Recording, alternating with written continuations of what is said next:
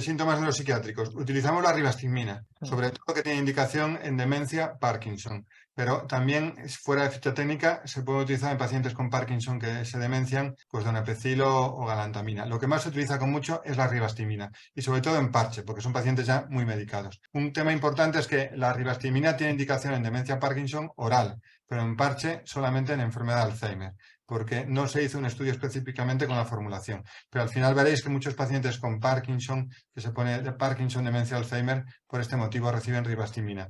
La ribastigmina es un fármaco agradecido, es un fármaco que yo sí que percibo que hay de dosis de 4,6, de 9,5 y luego ha salido 13,3 y que puede producir mejoría sintomática, puede mejorar las alucinaciones. Bueno, es un fármaco que sí que utilizamos en los pacientes que tienen deterioro cognitivo y se demencian.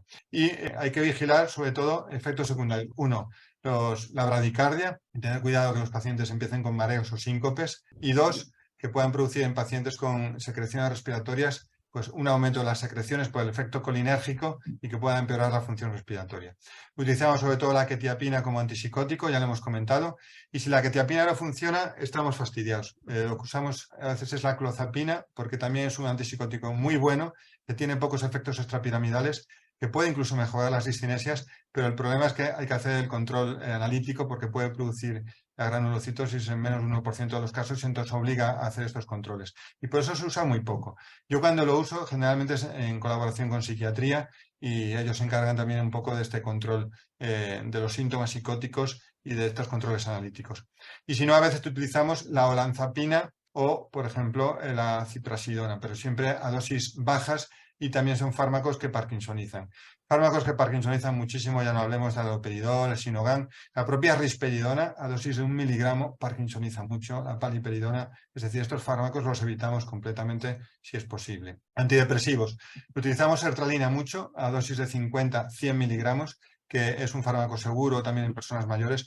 Utilizamos vortioxetina, sobre todo mucha precaución con la vortioxetina por las náuseas, que pueden aparecer en 1 de cada 5 pacientes, de cada 4 pacientes, y a veces pueden ser náuseas, yo he tenido experiencia, náuseas importantes con vómitos, y mi primera experiencia con vortioxetina, un paciente acabó en urgencias por vómitos. Entonces, la recomendación es vortioxetina después de comer para mitigar ese efecto de las náuseas, y si no, al ir a cama durante el sueño. Entonces, la vortioxetina, un efecto y una acción multimodal, y tiene un aspecto muy interesante porque puede aumentar no solamente serotonina, sino acetilcolina, noradrenalina, y dopamina, otros neurotransmisores. Utilizamos los duales, la venlafaxina y la duloxetina. Y bueno, no utilizamos mucho la fluoxetina o la paroxetina, que pueden empeorar el temblor. La paroxetina tiene una acción anticolinérgica, no se suelen utilizar realmente. Y luego usamos mucho, bueno, vienen aquí, pero la mirtazapina y la trazodona.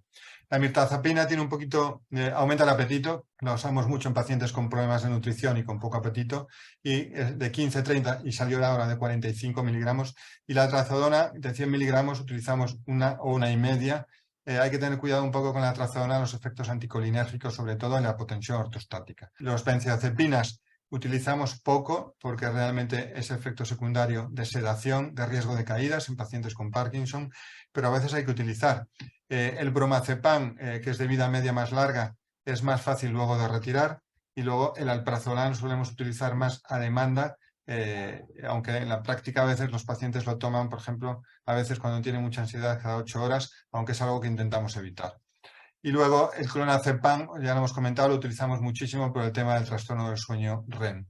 Y luego síntomas disautonómicos, por ejemplo, el estreñimiento, pues a ver, esto realmente es complicadísimo. El que tiene evidencia es el macrogol, pero luego los pacientes utilizan, que es el Movicol, pero luego, bueno, pues sí, el Dufalac, o luego sobre todo muchos remedios que a veces están en las farmacias, no sé, extracto de higo con aloe vera, o algunos remedios Marasul, o algunas infusiones, etcétera. A veces, lo reconozco, los pacientes saben más de esto que nosotros mismos.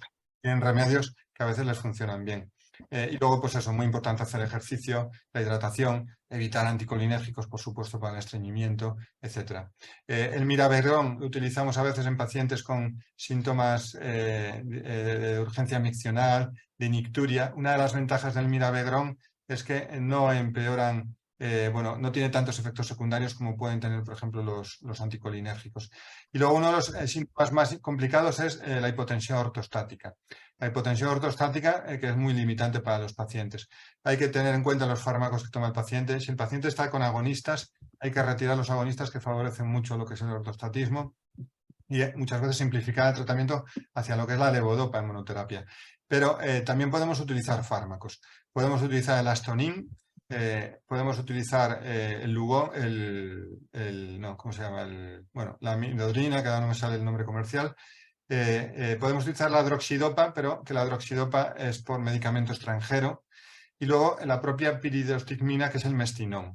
Entonces, ¿cuál es el problema de estos fármacos? Todos estos fármacos pueden aumentar la hipertensión nocturna. Entonces, hay que tener cuidado como efecto secundario que puedan producir hipertensión de predominio nocturno. Se suelen dar más por la mañana y al mediodía y evitar darlos por la noche por este tema. Y una opción es combinar el mestinón, por ejemplo, con otros fármacos. Es sin indicación por ficha técnica, pero si lo revisáis, hay varios estudios que han demostrado el efecto beneficioso del mestinón combinado con otros fármacos. Y realmente yo en mi experiencia sí que tengo incluso algún paciente que está con Astonin hidroxidopa y a la sociedad del mestinón se ha llegado a controlar muy bien lo que es la ortostática. Pero bueno, obviamente son casos ya bastante complicados para tratar la hipotensión ortostática. Y luego el dolor, pues lo que hemos comentado del dolor. Aspectos importantes para farmacia, pues los factores comórbidos. Cuando nosotros estamos tratando la enfermedad, no solo tenemos en cuenta los aspectos motores y no motores de la enfermedad, sino, por supuesto, otros factores comórbidos. Los neurólogos preguntamos muchísimo el tratamiento y los pacientes nos dicen el tratamiento de neurología y les decimos, no, pero dígame todo lo que está tomando, porque absolutamente todo influye. Por ejemplo, el otro día un paciente de 88 años que estaba estable y de repente dicen que está peor y se le había puesto una benzodiazepina y había empezado a tomar la benzodiazepina por la noche y solamente con esto el paciente estaba mucho peor, que le costaba levantar los pies. Entonces tenemos experiencia de que simplemente a veces esto puede influir en producir un efecto secundario pues por la edad o por la propia tolerabilidad del paciente a las benzodiazepinas, etcétera. Entonces lo tenemos muy presente.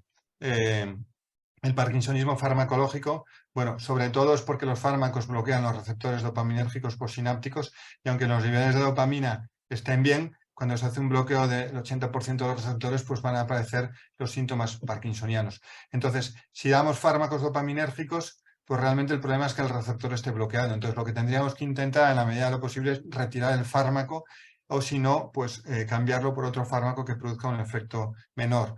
Y luego, por ejemplo, este es un listado de todos los fármacos que pueden bloquear o producir un efecto de receptores dopaminérgicos. Entonces, en la experiencia, pues muchos son fármacos. Yo creo que este listado lo podéis tener en las residencias y muchas desde UpToDate y pueden estar muchos de estos fármacos a veces se toman para los mareos o para la ansiedad. Y además que los pacientes son reincidentes, pacientes que les quitas el fármaco y luego lo vuelven a tomar. A veces son pacientes que, bueno, pues el Ansium, ¿no? Hay medicamentos de este tipo que realmente les cuesta. Y bueno, esto siempre hay que tenerlo muy presente y siempre que al paciente se le prescriba un nuevo fármaco, que no sea un fármaco de estos que pueda empeorar. Entonces, la conclusión, bueno, que la enfermedad de Parkinson es frecuente, muchos tratamientos conjuntamente, debemos considerar los síntomas de la enfermedad, que también los efectos secundarios. La levodopa es el tratamiento más efectivo y que menos efectos secundarios produce. Los agonistas producen más efectos secundarios y se recomienda su uso con precaución. En el caso de psicosis o síntomas neuropsiquiátricos, debemos reducir o simplificar la medicación dopaminérgica y usar otros fármacos como quetiapina, rivastigmina. Hay terapias de segunda línea y de rescate que hemos visto. No solo debemos tratar los síntomas motores, sino también los no motores que hemos visto. Y en caso de duda, bueno, pues yo creo que es bueno establecer esa comunicación entre el neurólogo y el especialista de farmacia. Y a nosotros los compañeros de farmacia nos ayudan muchísimo en este sentido y nos dan información. Y otras